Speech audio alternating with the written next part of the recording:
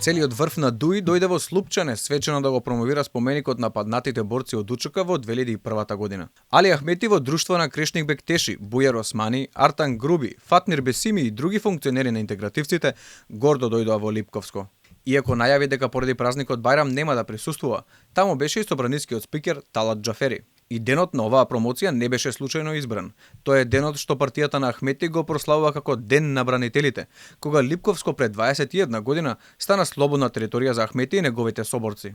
Инаку денеска во Липково беа функционерите на ДУИ, кои наместо одделата кои денеска ги имаат, пред 21 година беа команданти во униформи и војуваа против македонските вооружени сили.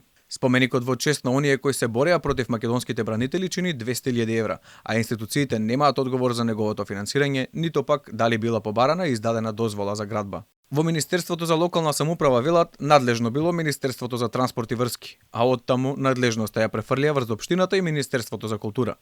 Во култура најпрвин беа изненадени за објект кој се градеше цела една година, а потоа ни одговорија, не учествувале во изградбата или финансирањето на тоа спомен обележје. Изградбата на меморијален споменик е регулирано со закон и одлуката за поставување на споменик ја носи собранието. Со подигнување на спомен кулата во чест на жртвите на ОНА е прекршен законот за меморијални споменици и спомен обележја, тврдат експертите од областа за заштита на културно наследство.